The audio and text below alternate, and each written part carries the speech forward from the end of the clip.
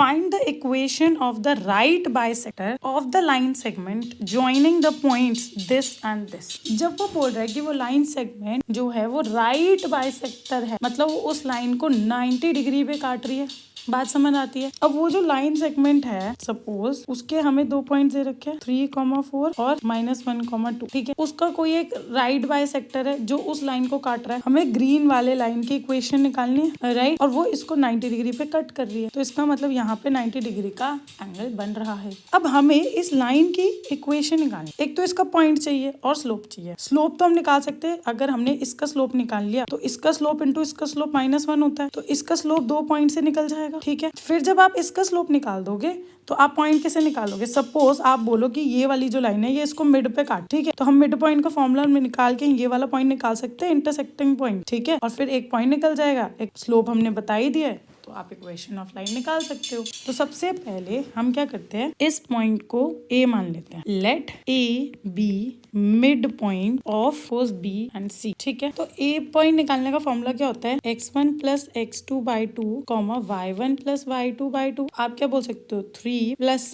-1/2, 4 plus 2/2, 3 - 1 2/2 will give you 1, 4 plus 2 6/2 will give you 3। ठीक है, तो देयरफॉर आपको पता चल चुका है कि ए पॉइंट क्या है हमारा 1,3। अब आगे चल, जब मुझे यहाँ पे पॉइंट पता चल गया है कि ये 2,3 है BC का, नाउ स्लोप ऑफ BC कैसे निकालोगे, y2 - y1 upon x2 - x1 point से निकालोगे, तो 4 - 2 upon 3 -1 is equals to 4 - 2 2/4 is equals to half. तो आपको पता चल गया है कि इसका जो स्लोप है वो क्या है, हाफ। हम बोल सकते हैं since BC is perpendicular to the line, तो therefore slope of BC into slope of line, perpendicular line भी बोल सकते हो आप लोग, is equals to -1। Slope of BC निकाला हाफ, उस लाइन का स्लोप ऐसे ही लिखते हैं, इज इक्वल्स टू -1। तो therefore slope of perpendicular line is equals to -1 into 2/1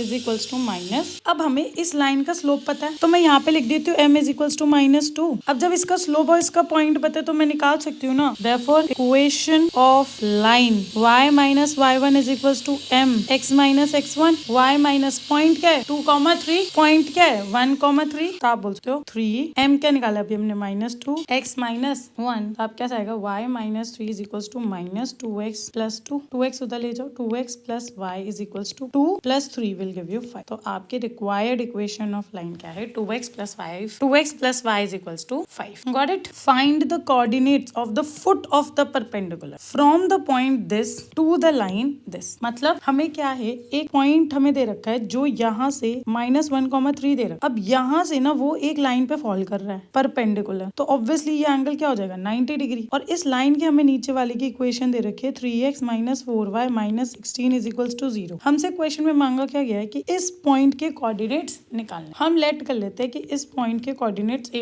b है। अब इस पॉइंट के कोऑर्डिनेट्स हम कैसे निकालें, हम एक काम करते हैं, हम ना सबसे पहले ये वाली जो लाइन है इसको हम L1 मान लेते हैं और इसको L2। तो हम सबसे पहले निकालते हैं स्लोप ऑफ L1। ठीक है, अब स्लोप कैसे निकालेंगे, y2 - y1 upon x2 - x1। हमें दोनों पॉइंट दे रखे हैं, एक पॉइंट ये एक पॉइंट ये। ठीक है, आप क्या बोल सकते हो, b - 3 upon a -1 will be a + 1। तो हमें पता चल गया कि उस लाइन का जो स्लोप है वो है b - 3 a + 1। ठीक है, अगर अब मैं आपसे बोलूं कि मुझे इस लाइन का स्लोप चाहिए L2 का, वो कैसे निकालोगे, स्लोप ऑफ L2 आपको इक्वेशन दे रखी है 3x - 4y - 16 is equals to 0। तो -4y यहीं रहेगा, बाकी उधर ले जाओ। अब क्या करोगे, y is equals to 16 upon -4 minus 3x upon -4। ठीक है, आप बोल सकते हो y is equals to -4 plus 3/4x। तो y is equals to 3/4x - 4।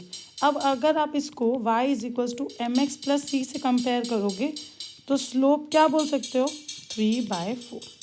Therefore हम बोल सकते हैं कि इस लाइन का जो स्लोप है वो 3/4 है और इस लाइन का स्लोप हमने अभी निकाला था b - 3 upon a + 1।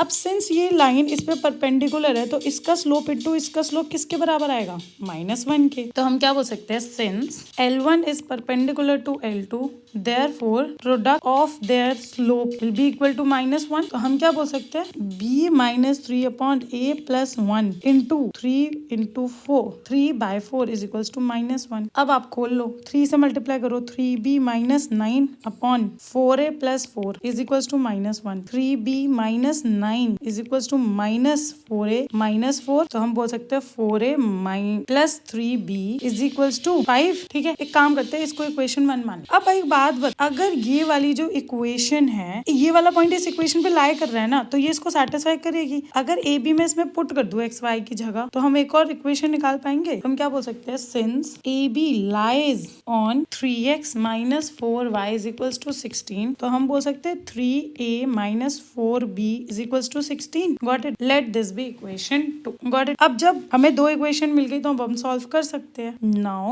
solving equation 1 and दो इक्वेशन पहले लिख लेते हैं। 4a plus 3b is equals to 5, 3a minus 4b is equals to 16। Got it? इसको करते हैं into 3, इसको करते हैं into 4। तो आपके पास नई इक्वेशंस क्या आएगी, 3 4 से 12a plus 3 3 से 9b is equals to 15। और ये आपको दे रखी है 4 3 से 12a minus 16b is equals to 64। अब हम क्या करते हैं, इसको 3 मान लेते हैं, इसको 4 मान लेते हैं। तो हम बोलते हैं 3 minus 4 करें तो 12a minus 12a will be 0, 9b minus 16b, ठीक है, is equals to 15 minus 64। तो आप कैसा आएगा, 9b plus 16b is equals to 15 minus 64 will give you minus 49। 25b is equals to minus 49। तो b is equals to minus 49 upon 25।